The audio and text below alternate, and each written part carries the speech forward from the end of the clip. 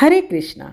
आप सभी को पुत्रदा एकादशी की ढेर सारी शुभकामनाएं। भगवान विष्णु और माता लक्ष्मी की कृपा आप सभी भक्तजनों पर बनी रहे। जनवरी का महीना आध्यात्मिक और धार्मिक दृष्टि से अत्यंत महत्वपूर्ण माना जाता है। इस महीने में कई व्रत और त्योहार भी पड़ते हैं। इन सभी व्रतों का त्योहार का अलग अलग अपना ही एक महत्व होता है। इन्हीं में से एक तिथि है एकादशी। सनातन धर्म में किसी भी एकादशी तिथि का विशेष महत्व है। व्रत का विशेष महत्व है क्योंकि यह व्रत भगवान विष्णु की असीम कृपा प्राप्ति का उत्तम साधन बताया जाता है। एकादशी तिथि हर महीने में 2 बार आती है, पहली शुक्ल पक्ष में और दूसरी कृष्ण पक्ष में। इन सभी एकादशी तिथियों के व्रतों का पालन न केवल आपको आध्यात्मिक शांति प्रदान करता है, बल्कि आपको समस्त पापों से मुक्त कराकर मोक्ष प्राप्ति का मार्ग भी प्रशस्त करता है। इस साल जनवरी 2025 में 2 एकादशी तिथि पड़ेंगी। किसी भी एकादशी तिथि पर भगवान विष्णु की पूजा अर्चना करना बेहद शुभ माना जाता है। इन दिनों में विष्णु जी के विशेष पूजा अर्चना, व्रत और दान करने का एक अपना महत्व है। और पौष माह के शुक्ल पक्ष की एकादशी को पुत्रदा एकादशी के नाम से जाना जाता है, जिसका आरंभ 9 जनवरी 2025 दोपहर 12:22 से, वहीं पौष माह के शुक्ल पक्ष की पुत्रदा एकादशी का समापन 10 जनवरी 2025 प्रातः 10:19 पर होगा। पौष पुत्रदा एकादशी हिंदू धर्म में अत्यंत पवित्र और महत्वपूर्ण तिथि मानी जाती है। यह व्रत पौष मास के शुक्ल पक्ष की एकादशी को रखा जाता है। विशेष रूप से यह एकादशी दंपतियों के लिए महत्वपूर्ण मानी जाती है, जो संतान प्राप्ति की इच्छा को मन में रखकर एकादशी का व्रत करते हैं। धार्मिक मान्यताओं के अनुसार इस दिन भगवान विष्णु की पूजा और व्रत करने से संतान सुख का आशीर्वाद मिलता है। इस व्रत को रखने से संतान की सेहत भी अच्छी रहती है। यही नहीं, इस दिन का व्रत करने से संतान के जीवन में सुख, समृद्धि और दीर्घायु का आशीर्वाद भी प्राप्त होता है।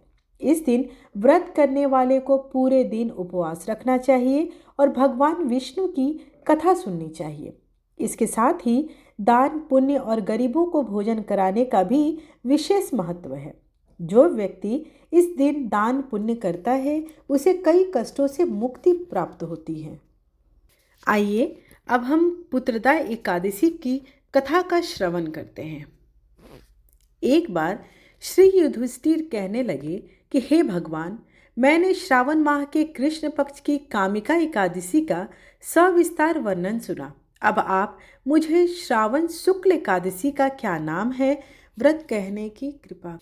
धर्मराज युधिष्ठिर कहने लगे कि हे भगवान, आपने पौष कृष्ण एकादशी अर्थात सफला एकादशी का महात्म्य बताकर बड़ी कृपा की। अब आप कृपा करके मुझे पौष माह के शुक्ल पक्ष की एकादशी के विषय में भी बतलाइए। इस एकादशी का क्या नाम है तथा इसके व्रत का क्या विधान है, इसकी विधि क्या है, इसका व्रत करने से किस अभिष्ट फल की प्राप्ति होती है और इसमें कौन से देवता की पूजन की जाती है। कृपया यह सब विधान पूर्वक मुझसे कहिए। भगवान श्री कृष्ण बोले, पौष माह के शुक्ल पक्ष में आने वाली इस एकादशी को पौष पुत्रदा एकादशी कहा जाता है। इसमें भी भगवान नारायण की पूजा की जाती है। विधि पूर्वक इस व्रत को करना चाहिए। इस चर और अचर संसार में पुत्रदा एकादशी के व्रत के समान कोई दूसरा व्रत नहीं है। इसके पुण्य से मनुष्य तपस्वी, विद्वान और लक्ष्मीवान होता है। इसकी मैं एक कथा तुमसे कहता हूँ, जिसे तुम ध्यान पूर्वक श्रवण करो। भद्रावती नामक नगरी में सुकेतुमान नाम का एक राजा राज्य करता था। उसको कोई पुत्र नहीं थी।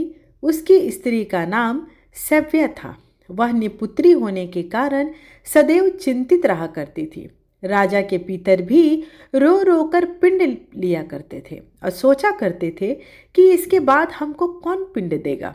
राजा को भाई, बांधव, धन, हाथी, घोड़े, राज्य और मंत्री, इन सब में किसी से भी संतोष नहीं होता था। वह सदैव यही विचार करता था कि मेरे मरने के बाद मुझको कौन पिंडदान करेगा। बिना पुत्र के पितरों और देवताओं का ऋण मैं कैसे चुका सकूंगा। जिस घर में पुत्र ना हो उस घर में सदैव अंधेरा ही रहता है। इसलिए पुत्र उत्पत्ति के लिए प्रयत्न करना चाहिए। जिस मनुष्य ने पुत्र का मुख देखा है वह धन्य है, उसको इस लोक में यश और परलोक में शांति मिलती है, अर्थात उनके दोनों लोक सुधर जाते हैं। पूर्व जन्म के कर्म से ही इस जन्म में पुत्र धन आदि की प्राप्ति होती है। राजा इसी प्रकार रात दिन चिंतन करने लगा। एक समय तो राजा ने अपने शरीर का त्याग करने का निश्चय किया, परंतु आत्मघात को महान पाप समझकर उसने ऐसा नहीं किया। एक दिन राजा ऐसा ही विचार करता हुआ अपने घोड़े पर चढ़कर वन को चल दिया तथा पक्षियों और वृक्षों को देखने लगा। उसने देखा कि वन में मृग, व्याघ्र, सुअर, सिंह और बंदर, सर्प आदि सब भ्रमण कर रहे हैं। हाथी अपने बच्चों और हथनियों के बीच घूम रहा है। इस वन में कहीं तो गीदड़ अपने कर्कश स्वर में बोल रहे हैं, कहीं उल्लू ध्वनि कर रहे हैं। वन के दृश्यों को देखकर राजा सोच विचार में लग गया। इसी प्रकार आधा दिन बीत गया। वह सोचने लगा कि मैंने कई यज्ञ किए, ब्राह्मणों को स्वादिष्ट भोजन से तृप्त किया, फिर भी मुझको दुख प्राप्त हुआ है, क्यों?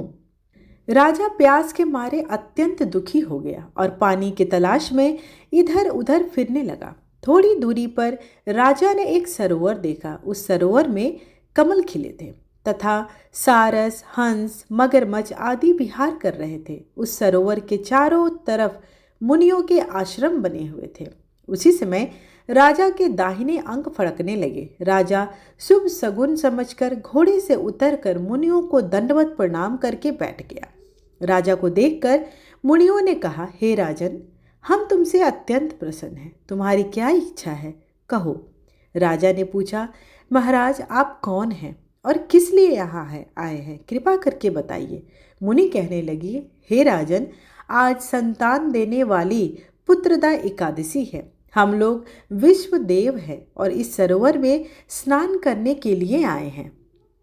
यह सुनकर राजा कहने लगे कि महाराज, मेरे भी कोई संतान नहीं है। यदि आप मुझ पर प्रसन्न हैं तो एक पुत्र का वरदान दीजिए। मुनि बोले, हे राजन, आज पुत्रदा एकादशी है, आप अवश्य ही इसका व्रत करें। भगवान विष्णु की कृपा से अवश्य ही आपके घर में पुत्र होगा। मुनि के वचनों को सुनकर राजा ने उसी दिन एकादशी का व्रत किया और द्वादशी को उसका पारण किया। इसके पश्चात मुनियों को प्रणाम करके महल में वापस आ गया। कुछ दिन समय बीतने के बाद रानी के गर्भ धारण किया और 9 महीने के पश्चात उनको एक पुत्र हुआ। वह राजकुमार अत्यंत शूरवीर, यशस्वी और प्रजापालक हुआ। श्री कृष्ण बोले, हे राजन, पुत्र की प्राप्ति के लिए पुत्रदा एकादशी का व्रत करना चाहिए। जो मनुष्य इस महात्म को पढ़ता है या सुनता है, उसे अंत में स्वर्ग की प्राप्ति अवश्य ही होती है।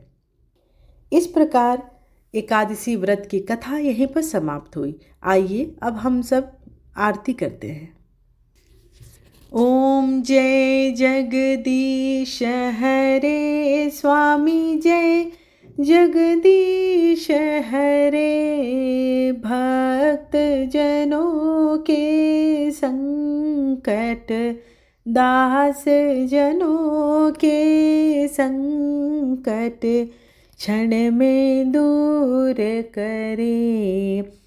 ओम जय जगदीश हरे। जो ध्यावे फल पावे, दुख बिन से मन का, सुख संपत्ति घर आवे, कष्ट मिटे तन का। ओम जय जगदीश हरे। मात पिता तुम मेरे, शरण गहूँ मैं किसकी। स्वामी शरण गहूँ मैं किसकी, तुम बिन और न दूजा, आस करूँ मैं जिसकी। ओम जय जगदीश हरे। तुम पूर्ण परमात्मा, तुम अंतर्यामी,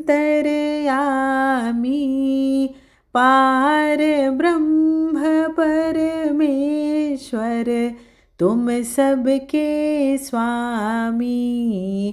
ओम जय जगदीश हरे। तुम करुणा के सागर, तुम पालन करता, मैं मूरख खल कामी, कृपा करो भरता। ओम जय जगदीश हरे।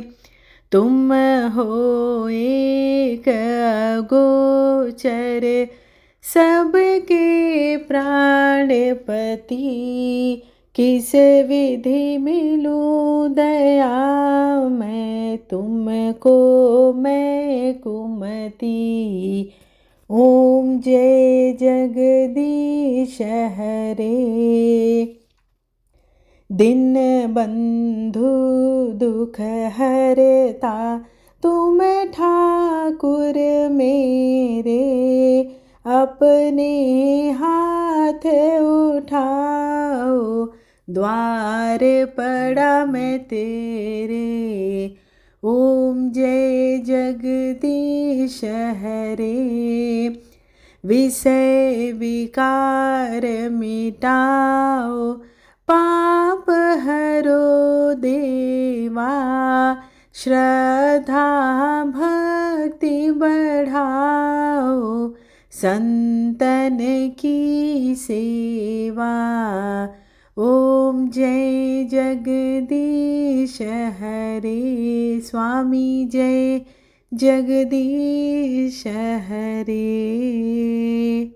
त्वमेव माता च पिता, त्वमेव बन्धु च सखा, त्वमेव विद्या द्रविणं, त्वमेव सर्वं मम देव देव। आरतीं समर्पयामि। भगवान विष्णु देवताय नमो नमः। आशा करती हूँ कि आपको आज की वीडियो अच्छी लगी हो। वीडियो को लाइक, शेयर एंड सब्सक्राइब करना बिल्कुल ना भूलें और कमेंट बॉक्स में दिल से लिखें हरे कृष्णा। धन्यवाद।